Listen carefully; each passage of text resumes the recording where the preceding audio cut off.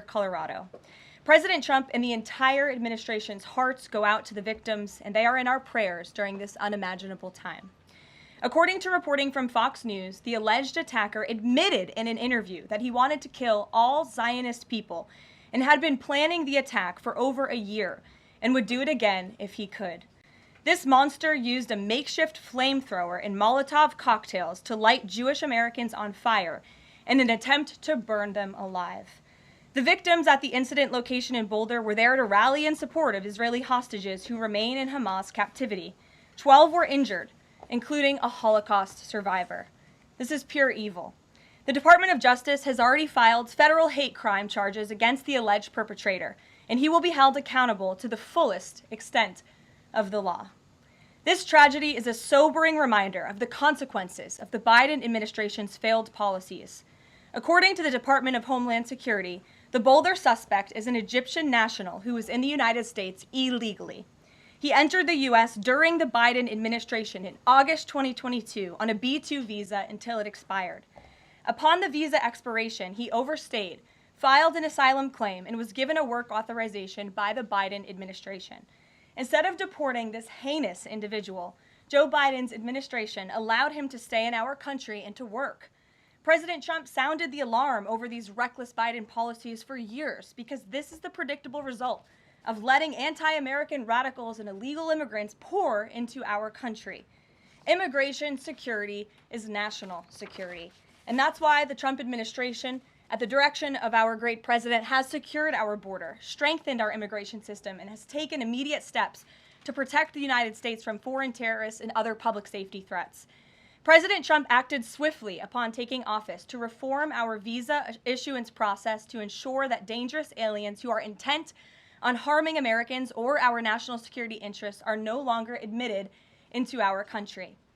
Under the Trump administration, aliens will only be admitted into the United States through the legal process and only if they do not bear hostile attitudes towards our citizens, our culture, our government, our institutions, or most importantly, our founding principles. Under President Trump, the United States has zero tolerance for foreign visitors who support terrorism. Violators of U.S. law, including international students, will continue to face visa denial or revocation and deportation. And illegal alien criminals will continue to be arrested and deported from our country. On that note, ICE and federal law enforcement partners just wrapped up a month-long surge operation arresting nearly 1,500 illegal aliens in the Commonwealth of Massachusetts. During the enhanced operation, dubbed Operation Patriot, ICE Boston and other federal law enforcement personnel focused on transnational organized crime, gangs, and dangerous illegal alien offenders throughout Mass.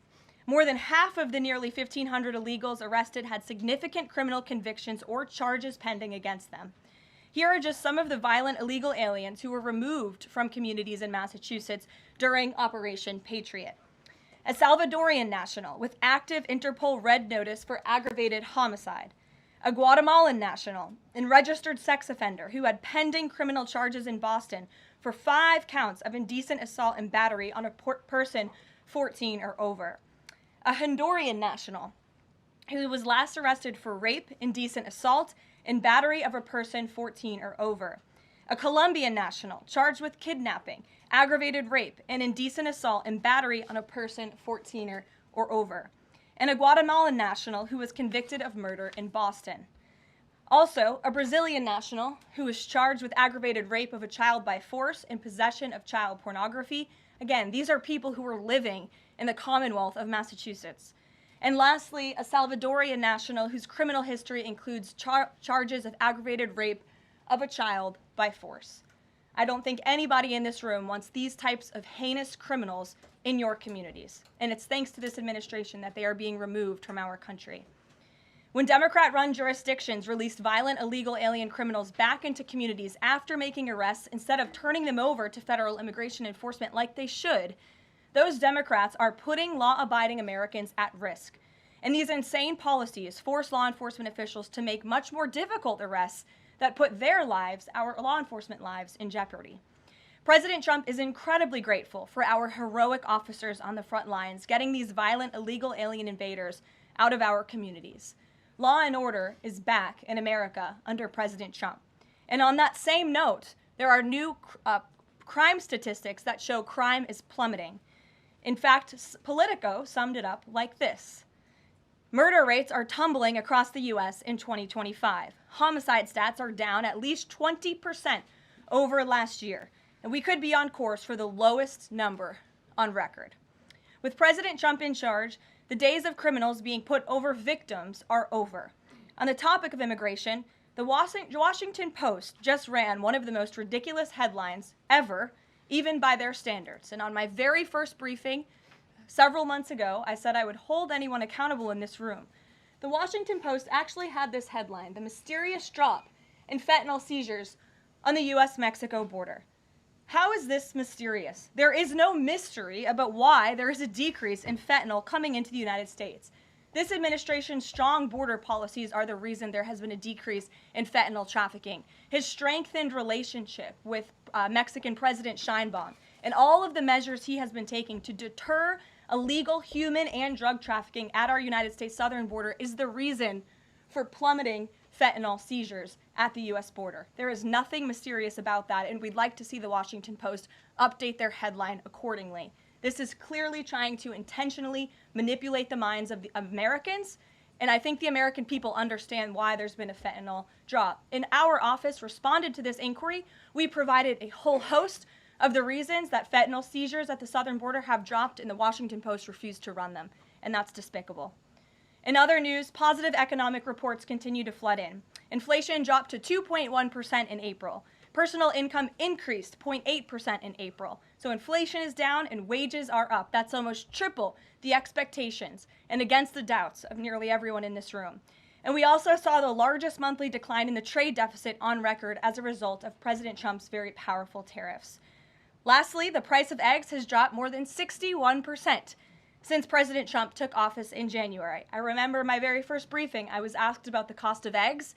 The reporter tried to insinuate it was this administration's fault, even though he had only been here for a few days or weeks. It was a result of the previous administration's terrible policies, and in record time, this president has fixed that problem that he inherited from Joe Biden, and now egg prices have dropped 61% since this president took office. There's a lot of good news, and I'm sure you have a lot of questions, so let's get to them. We have just the news in our new media seat today. Amanda Head, thank you for being with us. Why don't you kick us off? Sure, thank you so much. There is a disturbing trend of anti-Semitism turning into terrorism. Of course, the Boulder, Colorado instance that you just mentioned, the 2 Israeli embassy staffers who were murdered, Pennsylvania governor's mansion with the Jewish governor inside getting set on fire. Does the president consider this domestic terrorism, and as such, are there official alerts to law enforcement, BOLOs, task forces, things like that? The president has made it very clear, as he said in his statement yesterday, that yes, these anti-Semitic acts of violence are do qualify as terrorism, and he does not want to see terrorism or violence of any form taking place in the United States of America. And as for specifically anti-Semitic terrorism and anti-Semitic acts of violence and those that are targeting Jewish Americans, this administration has done more to combat that violence than any administration in history. And one incident is one too many. And I think, frankly, that's something the previous administration was not willing to say. This president will stand up for Americans of all religions, of all faiths, of all creeds, and we will continue to look at policy measures and actions that we can take in addition to the actions that have already been taken to curb this anti-Semitic violence. And to Jewish Americans at home, across the country, this president has your back. And then on another issue, back in February, Secretary Kennedy created a commission to re-examine the childhood vaccine schedule. But there are still states outstanding like California, Connecticut, Maine that are not allowing any religious exemptions for kids not only to go to school but to participate in sports and extracurricular activities. Would the president want to see religious exemptions allowed across all 50 states?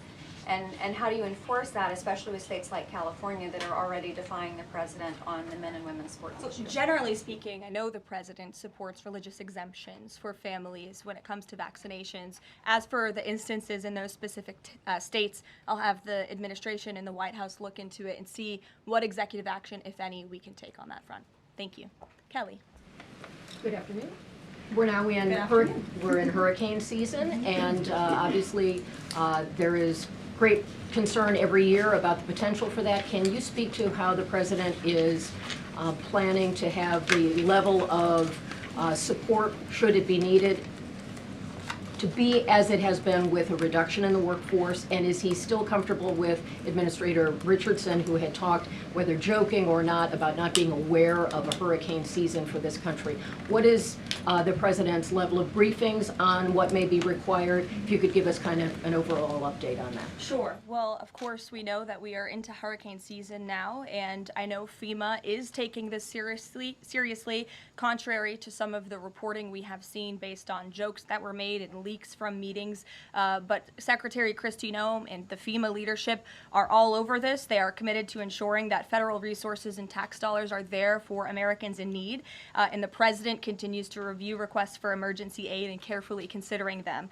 However, this President has made it clear we're not going to enable states to make bad decisions with federal tax dollars and then have the federal government later have to bail these states out. We want to see states be responsible with their tax dollars to do as much as they possibly can, and then the President will deeply and thoughtfully consider any requests for federal aid that come to his desk. And I think some of the media reporting we've seen on this is frankly sloppy and irresponsible. There are serious people who are taking this issue seriously, starting with the President himself, who, as you know, on his first domestic trip back in office, visited both North Carolina and California, both of which were, of course, hit by natural disasters when he wasn't even president, but he took ownership of that and visited those places and those people immediately. Is it Brian? about hurricane season appropriate, though, now that this is serious business, as you talked about? It's serious business, Kelly, and I'm not going to engage in such fodder with a question like that. Brian? Thank you, Caroline. Reuters was reporting that there is a letter that is meant to be sent to other countries, which would give these countries a deadline of Wednesday to produce their best offer on the trade matter. Why does the administration feel the need to send this letter? And I have one more follow-up on trade. Sure, I can confirm the merits in the content of the letter. USTR sent this letter to all of our trading partners just to give them a friendly reminder that the deadline is coming up.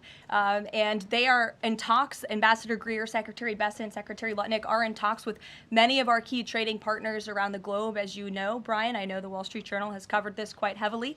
And they continue to be engaged in those discussions. And this letter was simply to remind these countries that the deadline is approaching and the President expects good deals, and we are on track for that, I will emphasize. On the trade side, though, when the deal with the United Kingdom, there was this idea of a reprieve on the auto tariffs. Is the President looking to do another similar deal on the sector-by-sector reduction in tariffs, or is this more going to be deals related to the reciprocal tariffs that were announced months ago? Well, as I've said previously from the podium, and the President has discussed as well, each country has unique advantages, unique challenges to it based on their markets and what they export to us and what we export to them. And so that's why the President smartly advised his trade team to engage in tailor-made deal-making. And we saw that with the United Kingdom, and we will see that with other countries as well. Kate. Does the President support the Senate moving forward with a bill imposing heavy sanctions on Russia? Look, the President has spoken about his position on sanctions on Russia. He has smartly kept this as a tool in his toolbox if necessary, but I think the Senate and everyone on Capitol Hill respects the President as the commander-in-chief for a reason. And as you know, Russia and Ukraine engaged in direct talks yesterday. That was at the encouragement of this President when he spoke to both leaders of both countries via phone just a couple of weeks ago. And so I would just like to remind everybody how far we have come in just 4 months. I mean, it was inconceivable last year at this time for Russia and Ukraine to be engaged in direct talks. And it's because of the President's insistence and determination to get this war to an end that these countries sat down yesterday. So he's willing to use sanctions if he needs them, and the Senate and the Capitol Hill understand that the President is the commander-in-chief and he's leading United States foreign policy as he should. Iran, the President said that the U.S. would not allow for any uranium enrichment, but the proposal offered to the Iranians reportedly allows for low levels of enrichment. Can you explain that discrepancy? I'm not going to comment on alleged details of the report. We're not going to negotiate through the media out of respect for these ongoing discussions and negotiations that Special Envoy Witkoff is leading. The President made his position very clear on Truth Social last night. In fact, it couldn't be any more clear, and I would reiterate that's his position. Special Envoy Witkoff sent a very detailed and acceptable proposal to the Iranian regime that the President hopes they will accept, and if not, they will face grave consequences, as the President himself has reiterated. Sure. Thanks, Caroline. You're welcome. A couple of things, if I may. Firstly, can you confirm whether or not President Trump is going to be going to the NATO summit in The Hague later this month? I can confirm he will be going to the NATO summit, yes. Great, thanks. And another question on the Netherlands, in fact. Just wondering if you have any reaction to the collapse of the Dutch government there after the anti-EU and anti-Islam leader Geert Wilders, who's been described as the Dutch Trump, pulled out of the government there. I don't have a comment on that, but certainly we should and we will get you one, okay? Thanks. You're welcome. Brett. Thanks, Caroline. I wanted to ask, a couple days ago, the president announced that he was withdrawing the nomination of Jared Isaacman to lead NASA, citing a thorough review of prior associations. I wondered, why did this review happen just now, after the nominee was so far into the process? And can you explain the president's thinking on who he might choose? Look, the president reserves the right to nominate individuals to key administration posts. He also reserves the right to remove those individuals if he chooses, just like he reserves the right to fire anybody in the executive branch that he wants. And so a new replacement for NASA will be announced very soon, as the president himself said. Was there something in particular that came up that caused the president concern with this nomination? The president wants to ensure that all of his nominees are aligned fully with the America First mission of this administration. And again, he will be announcing a replacement very soon. Andrew, go ahead. Thank you, Caroline. You're welcome. It's been just about a month since President and Prime Minister Starmer I announced... can't see you all the way back there. Phil's head is in the way. Well, he's very tall. There you go. So it's been just about a month since Prime Minister Starmer and President Trump announced that the U.S. and UK had reached a trade deal, That's right. or at least a framework for a deal. Now there are at least some conservative MPs in London who are complaining that Parliament has not yet seen the text of any deal. So I'd like to ask you from this side of the pond, is there a text for the deal ready to be released, submitted, and if not, when can we expect it? And then I have one more. There's most definitely text with this deal. There is language that this side has seen. You'll have to ask the UK Parliament why they haven't seen it from their own government. I obviously can't answer that question. And on Jonathan, Caroline, go one ahead. more on Ukraine, Go ahead, please. Jonathan. Sure, go ahead. On Ukraine, it's been a couple days since Ukraine made that audacious drone strike on Russian airfields. The president hasn't said a word about it, and usually he's not shy about making his thoughts known Don't you on love that? the war, or it's not bad, on the war or any other subject. What have you heard from him on this audacious drone strike? Is he surprised? He said that Zelensky didn't have the cards when they met in the Oval Office a few months back. Does Zelensky possibly have some cards that the president hadn't known about? Look, the president's thinking on the Russia-Ukraine war as it stands, I spoke to him about it just this morning, is he remains positive at the progress that we've seen. Again, he urged both leaders to sit down and talk directly with one another, and they did that. Russia handed over a memorandum of peace, or a peace plan, or a suggestion of one, I understand, to the Ukrainian side. They also agreed upon the exchange of prisoners or hostages from each other's countries. So he remains positive about the progress that we're seeing, but he also is a realist, and he realizes these are two countries that are at war and have been for a long time because of his predecessor's weakness and incompetence. So he's working hard to solve this conflict, and that's where his mind is right now on it. Jonathan, go ahead. Thank you. Same topic, just to put a finer point on it. Does President Trump approve of Ukraine's decision to strike nuclear-capable bombers in Russia? I would like to let the president speak on that himself. And just to follow up, has the president... I would just add to that. The president does not want to see this war prolonged. He wants the fighting to stop, he wants people to stop dying, and he wants this to be solved at the negotiating table. The reason he is so deeply involved and has spent so much time and effort on this war is because he hates to see people dying. Again, these are not Americans that are being killed. These are Russians and these are Ukrainians. This is a war very far away. But this president truly cares about peace, and that's what he wants to see. What is President Trump doing to ensure that a similar internal drone attack doesn't happen here in the US, given this was done at pretty low cost, very stealthily.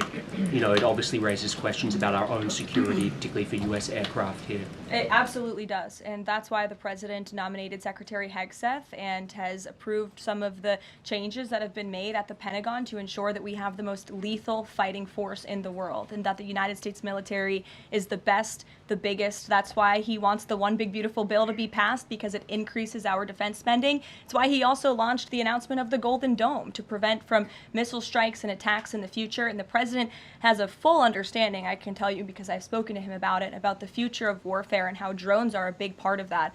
And I will not get ahead of our policy team, but I think you can expect to see some executive action on that front in the very near future. Caitlin. Two questions for you as well. On the Big Beautiful Bill, you said recently that it is, quote, blatantly wrong to say that it adds to the deficit. You essentially said that an estimate from the Congressional Budget Office and other scorekeepers you believe are wrong. But Republicans like Ron Johnson and Rand Paul disagree. They are saying that it will add to the deficit. That is their concern. Is the White House's position that those two Republican senators are, quote, blatantly wrong? It is. Those senators, it's not news that they disagree with this president on policy, and the president has vocally called them out for it and for they're not having their facts together. I would add the Congressional Budget Office has been historically wrong. In fact, they predicted the Trump tax cuts from the president's first term in 2017. Their prediction was wrong by $500 billion. Those tax cuts had nearly $500 billion more of revenue than the Congressional Budget Office scored.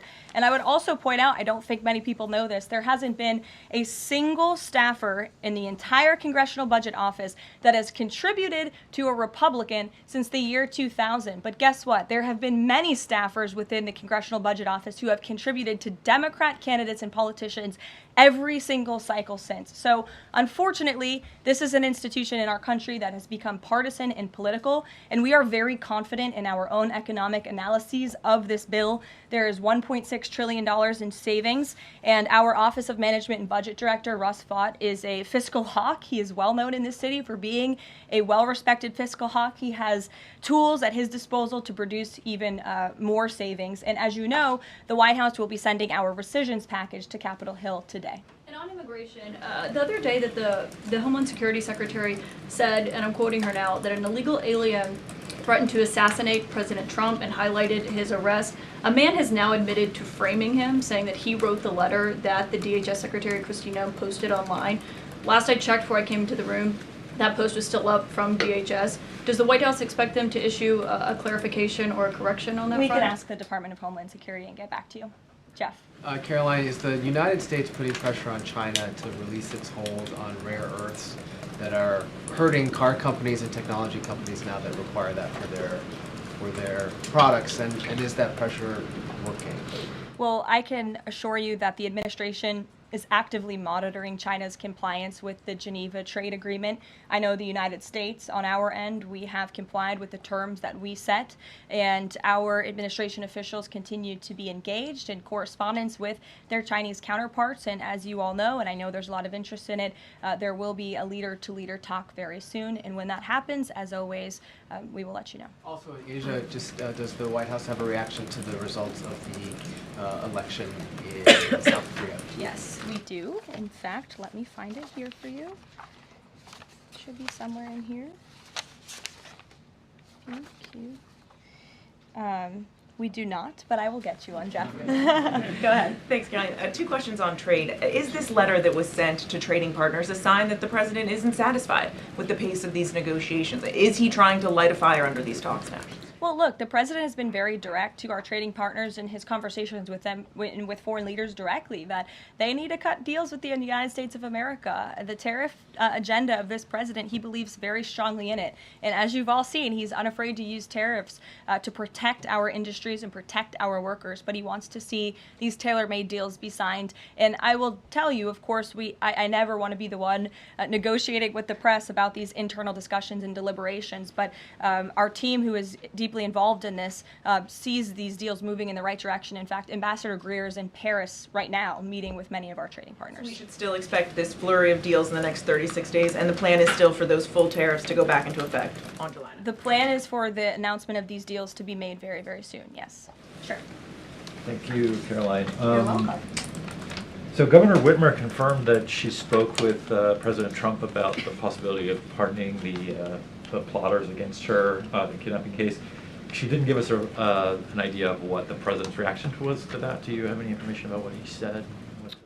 Well, I won't reveal the president's private discussion unless he gives me liberty to, but I will reiterate what he said publicly when he was asked by one of the journalists in this room in the Oval Office a couple of weeks ago about the pardons. He said it's something he would look at, nothing more, nothing less. Haley, go ahead. Thanks, Caroline. And then to Kelly next to you. Thank you. When it comes to the leader-to-leader call with Xi Jinping this week, what is the president's expectation of this call? Is he looking for concrete outcomes out of this, or is he looking to kind of warm relations as these trade talks are ongoing? Well, President Trump and President Xi have shared a respectful relationship throughout the years. And again, I won't get ahead of the president on that call, but as always, after, you'll hear directly from the president or from myself or someone else here at the White House. Kelly. Caroline, thank you. I want to get back to the anti-Semitic behavior that's been going on in college campuses, as well as recently in Boulder, Colorado. The president, as you know, has the White House Faith Office, the Religious Liberty Commission, as well as the Anti-Task Force on Anti-Christian Bias, which includes anti-Semitism. From a whole of government perspective, and the president has already mentioned how he hates these kinds of acts that have been going on, can these entities and these agencies work together with the president to put out a proactive campaign to help people stop the hate? I think the president himself has been leading on this, Kelly, and has been incredibly clear in his rhetoric that he is not going to tolerate such hate or behavior in the United States of America. And you will see that rhetoric being followed up by action from the Department of Justice, who is seeking to prosecute these cases to the fullest extent of the law. And I know the Attorney General and the FBI Director were very quick to call this what it was, targeted terrorism. And there was some, I think, criticism from the media and well, at least pundits I saw on television saying, are they too quick to jump here? No, they see the facts and they reveal those to the American people, and they're transparent. And I think, frankly, that's a breath of fresh air from what we experienced in the previous administration. Are there programs that they can put in place to campaign against this kind of violence, to actually take the whole approach and say, we want to get ahead of you. If you're thinking it, don't do it. And if you're going to do it, sit down and talk to someone within the Faith Office, within the Religious Liberty Commission, as well as the task force. Yeah, surely. It's a good idea, and I'll pass it along to them. Peter. Thank you, Caroline.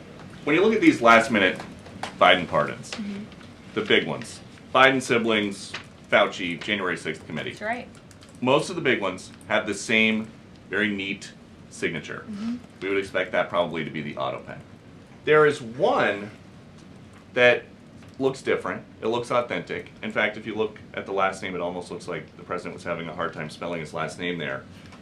Is this White House of the opinion that the only pardon that would count is one that the president signed himself? It's very interesting. Very interesting props. If you want to bring them to my office later so I can take a closer look, I would like to do that. The president is making a good point when he discusses the usage of the auto pen. Who was running the country for the past 4 years? Perhaps those documents were signed with the auto pen, something that this, I believe the Department of Justice is looking into. As you saw, Ed Martin made an announcement at the Department of Justice this morning to launch an investigation because the American people deserve answers. Is there any concern that this president, who won the election on a promise to fix the economy and close the border, that focusing and scrutinizing these Biden pardons is looking into the past instead of looking forward? I think in comparison to the amount of time this president has spent on securing the border, on fixing our economy, I just read out for you an entire list of economic accomplishments. Look at the border numbers, look at the time and effort he's divulged into solving the global conflicts abroad. It pales in comparison, but it still, nevertheless, is a very important issue. And it was a huge issue that sent the president back to this White House. The Americans saw with their own eyes a mentally incompetent president, and they want answers for that, and the president believes they should have And them. something that just crossed, Caroline, how mad do you think President Trump is going to be when he finds out that Elon Musk said, "I'm sorry, but I just can't stand it anymore. This massive, outrageous, pork-filled congressional spending bill is a disgusting abomination. Shame on those who voted for it. You know you did wrong. You know it." Look, The president already knows where Elon Musk stood on this bill. It doesn't change the president's opinion. This is one big, beautiful bill, and he's sticking to it. Tamara. Thank you. The National Security Council was reorganized, or some staffing changes were made the Friday before Memorial Day. I'm hoping you can explain sort of the new structure, what the structure is of the National Security Council, what the goal is in terms of staffing levels. What is the new National Security Council mode? Well, as with everything in this White House, it is a top-down approach. The president is here. He is president. He's not an auto pen like the previous president was. He's very much involved in literally every policy discussion and decision that takes place. And we felt it was best to reorganize the National Security Council to respond to that top-down approach that we have here in this White House, and to streamline the efficiency and the effectiveness of the National Security Council. And I would add that Secretary of State Rubio and now National Security Advisor Rubio is doing a tremendous job at leading the National Security Council. He knows the president. He understands where the president is on these issues. He's great to work with here at the White House. I can tell you that. I appreciate seeing him a lot more in the building. And he and the president and the entire National Security Council, who's made up of great patriots who love this country, are doing a tremendous job on the many conflicts around the world that this administration inherited. Is there a goal staffing level?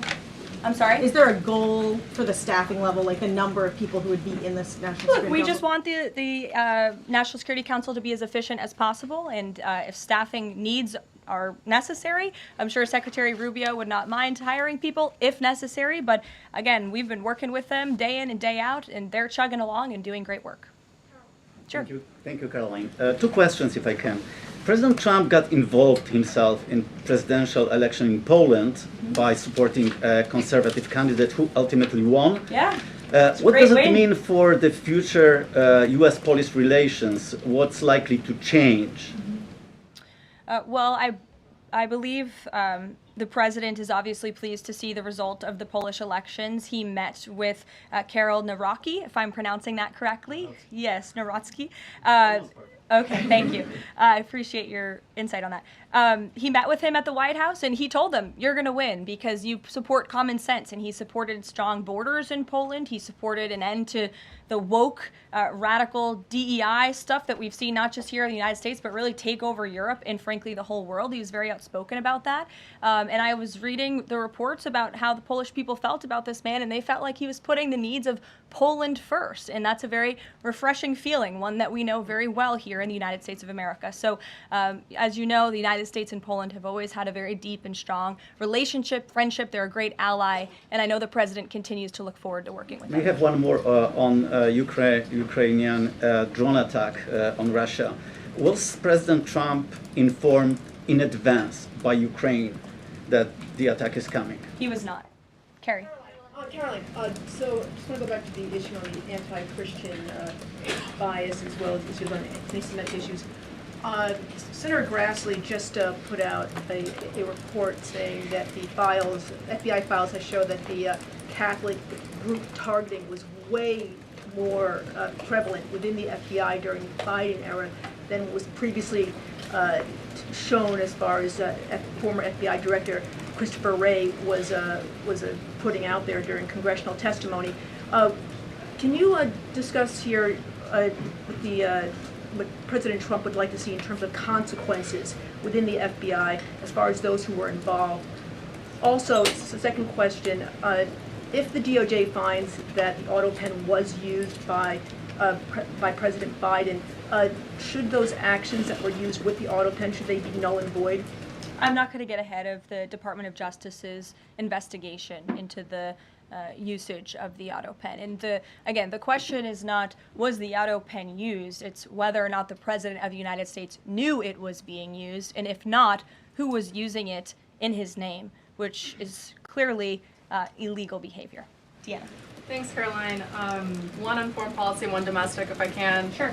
On foreign, just speaking to the president's Truth Social post about Iran recently, saying that there will be no uranium enrichment. Is he saying that that's a red line for him, or no?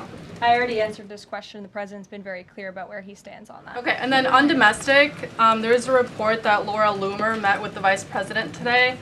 Can you speak to her relationship with the administration and if, you know, if she's informally advising in any way? She is not. I do know she met with the vice president. As for what was discussed in that meeting, I would defer you to his team. Thanks, Caroline. I have one question on anti-Semitism, one question on China. So for years, radical leftists and Islamists have been calling for to so-called globalize the Intifada. Do you believe this is a call for violence against Jews? And do you think these attacks on Jews around our country is what globalizing the Intifada looks like? I don't want to speak to the merits of those claims without looking into them, but as I said, any violence against Jewish Americans will be prosecuted to the fullest extent of the law. Absolutely. And also, Secretary of State Rubio made an announcement saying he'll be revoking visas of certain Chinese students, including those with connections to the Chinese Communist Party. Does that include sons and daughters of politicians, presidents, and chairmen? Again, Secretary of State Rubio has the right to revoke visas, and he made the announcement that the State Department will begin to aggressively revoke those visas of Chinese students who are in our country, namely those with Chinese Communist Party ties, or those who could be a threat to our national security and the interests of the United States.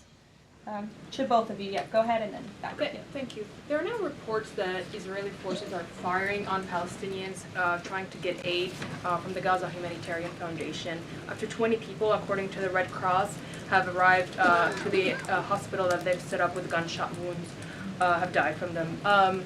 Is this administration aware of these? And I mean, what is being done to address this situation? The administration is aware of those reports, and we are currently looking into the veracity of them because, unfortunately, unlike some in the media, we don't take the word of Hamas with total truth. We like to look into it when they speak. Unlike the BBC, who had multiple headlines, they wrote, Israeli tank kills 26, Israeli tank kills 21, Israeli gunfire kills 31, Red Cross says 21 people were killed in an aid incident, and then, oh wait, they had to correct and take down their entire story, saying we reviewed the footage and couldn't find any evidence of anything. Oh.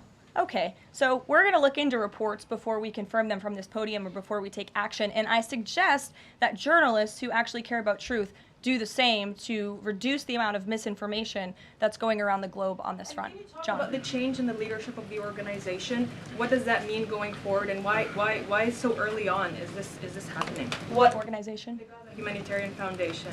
Well, look, this was a creative idea that the president called for to get aid into the region. These people were desperate and starving, and the president didn't like seeing imagery of that, and he wanted to ensure that aid was brought in with the approval of Israel for understandable reasons. We will never forget the brutal attack on October 7th. And again, this is something that the previous administration was unwilling to put the time and effort into doing. John. Thanks a lot, Caroline. I want to bring it back to the way you began your briefing, talking about the president's mass deportation program and his priorities. 40% of crop farm workers in the U.S. are undocumented, and that's according to the Agriculture Department. Do they have a carve-out in terms of the president's mass deportation program? The president and the Trump administration have been very clear. If you are in the country illegally, you are subject to deportation. Is there any concern that, given that large number, if that number is correct, 40% of crop farm workers being undocumented, that could impact the food supply here in America if those individuals that obviously help pick crops all across the country are deported en masse? Again, this administration is focused on deporting individuals who are in our country illegally. It's something we have to do. We cannot allow the previous administration's invasion of our country of illegal immigrants to continue. We just can't have it. And this is a law and order president. As for our farmers and their concerns, they have a president who has their backs and listens to their concerns and hears them. But we also have a legal pathway to come to this country and work specifically for agricultural work. So there's a legal way to do it, and we encourage that legal pathway, and we're currently working on strengthening our legal immigration system for that reason. Sure. Thank you, Caroline. I just wanted to follow up on your statement last week regarding the Maha report. Sure. You said that there was, you said, I understand there were some formatting issues with the Maha report that are being addressed, and that report will be updated. We also understand that since that, there have been some citations that came about. There's citations of studies that either did not exist or did not back up the report's conclusions. So when you were referring to formatting errors, Is that what you were talking about, or was it, could you just explain that? Yeah, that's what I was talking about. There were formatting errors, and those errors were updated by the proper policy components here at the White House, and a new report was issued. So exactly what I said took place. Sure, go ahead, Alec. Yeah, good to see you. Good to see you. Congresswoman Mary Miller suggested that changing Pride Month to Family Month. I would personally like to see maybe a nuclear family month. Some people are saying, let's get a Veterans Month. Does the president have any plans on making a proclamation, or is it just going to be June this year? Well, there are no plans for a proclamation for the month of June, but I can tell you this president is very proud to be a president for all Americans, regardless of race, religion, or creed. Caroline. Reagan, go ahead. Thank you, Caroline. And then I'll go to you. Thank you. Colorado passed sanctuary protections for illegals 1 month before the terrorist attack this weekend. 2 questions. Why did the DHS remove the sanctuary cities list that it had published, which was ordered by the president? And then what is the administration going to do to further crack down on sanctuary jurisdictions to prevent attacks like what happened in Colorado? Sure. The Department of Homeland Security will be issuing a new list of sanctuary cities, an accurate list of sanctuary cities. As for what we're doing to crack down, the president has signed various executive orders and has directed the Attorney General to prosecute state and local officials who are not complying with federal immigration authorities and, most importantly, federal immigration law. Thanks, Caroline. Thank you, Caroline. Caroline. Thank you very much. Go ahead. So, does the president take calls from foreign leaders on the tariffs on steel and aluminum? Does he still intend to double them tomorrow morning? The president will be signing that executive order today, and steel and aluminum tariffs will be going to 50%, yes. It's going to change, or it's going to be suspended? He made that announcement in Pennsylvania, and he plans to deliver on that promise to Pennsylvanians. And why is he hiking it? And Ed, go ahead. Yes. I can answer that, but go ahead, Ed. Oh, yes. Thank you, Caroline. So a Chinese Foreign Ministry spokesperson today said that the U.S. imposed harmful measures like new chip controls and pledging to revoke Chinese student visas. So are the Chinese the victims in this trade back and forth? Look, I don't think anyone is the victim. These are 2 strong countries, and as I said, the president has a good relationship with China's president and leader, and that discussion will take place later this week. And what other authorities is the president looking at for tariffs should the decision in the appeals court not go his direction? Well, right now, his tariffs remain in effect. We spoke at length in my briefing last week about that decision that came down from the International Trade Court, which has been put on pause because the president absolutely does have the authority to implement tariffs and to declare a national emergency for our crippling trade deficit. He could always have the power to use Section 202 or Section 301 as well to impose tariffs if he deems necessary, especially Section 202 tariffs, which are sectoral, as you know, to protect our critical supply chains here at home. Thanks, Caroline. You're welcome. You've got U.S. business leaders begging for certainty. So why did the president suddenly decide to hike tariffs on steel and aluminum again? You also have U.S. business leaders begging to meet with this president and begging to come to the White House to talk to him because they know that he is a negotiator in chief, that he's making good deals on behalf of the American worker and the steel worker, in particular when it comes to the steel and aluminum tariffs, which he discussed in his speech at length at Pennsylvania, and the need for them.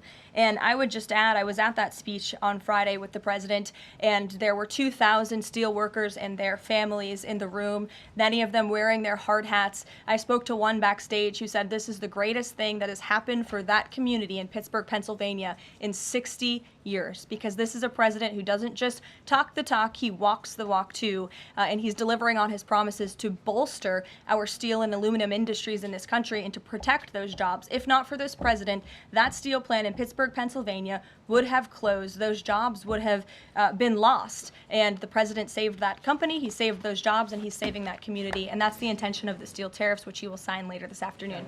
Thank you very much, everyone. We'll see you later.